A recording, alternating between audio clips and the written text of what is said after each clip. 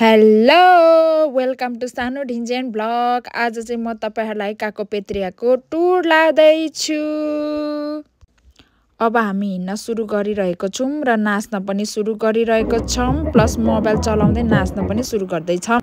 डाँडा काँडा हिँड्दा फेरि 2-3 वटा भिडियो र टिकटक नबनाए त मज्जै हुँदैन नि। फेरि हिँड्नु पाएको छैन, खानु चाहिँ परिहाल्छ है। पोस्ट पनि दिइहाल्न पर्ने हुन्छ, मोडलिङ वक पनि हिँडिहाल्न पर्ने हुन्छ र दाइहरुलाई पनि हिँडाइहाल्नु पर्ने हुन्छ। त्यसरी नै बसी बसी photo video post Salman Khan Shahrukh Khan सबै पोस्ट दिनुपर्छ, किनभने वी आर गर्ल्स।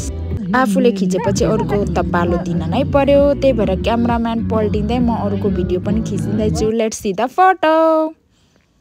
कस्तो छ नि मैले खिचेको फोटोहरू। I know it's not good, त्यही पनि हेरेर इन्जोय गरिदिनु होला। ग्याङ्स्टर पोजहरू पनि दिइरहेको छौं र काकोपेत्रिया एउटा नेचुरल ब्युटी ठाउँ भएको भएर खोला डाँडाहरू मैले सकेसम्म क्याप्चर गर्न ट्राई गरिरहेको छु। यदि तपाईहरुलाई पनि साइप्रसमा बसेर डाँडा काँडामा हाइकिङ जानु मन छ भने Kakopetria is one of the best place है त।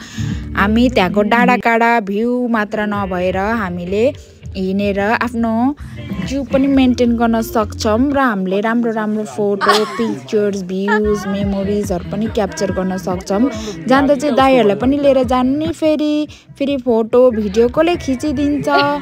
अनि फेरि त्यहाँ अंगुरको रुखमा उफ्रिन चाहिँ नबिर्सिनु होला। हामी यसरी नै कुद्दै भिडियो बनाउँदै हाँस्दै हाइकिङ जाँदै थियो। यो भिडियोहरु चाहिँ प्राय सबै राजेश दाइले खिच्दिनु भएको भएर थ्यांक्स टु हिम। हामी चाहिँ यहाँ डान्स पनि प्र्याक्टिस गरिरहेछौं। त्यो गीत चाहिँ तपाईहरुले ब्याकग्राउन्डमा अलिअलि सुन्न सक्नुहुन्छ। रुकु मै कोटा भन्ने गीतमा चाहिँ हामी नाचेको ल।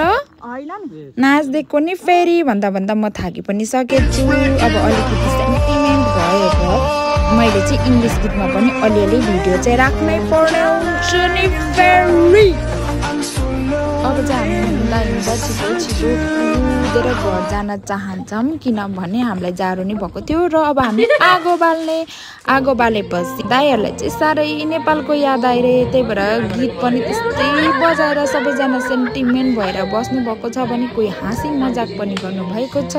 गीत सुन्दा सुन्दा हाम्रो केशव दाजु भन्ने चाहिँ रुनु नै थाल्नु भइसकेको थियो। मेरो भाइ चाहिँ आगो बाल्दै थियो। उहाँ हुनुहुन्छ मेरो दाजु।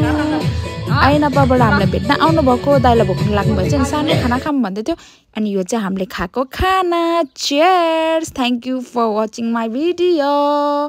Thank you.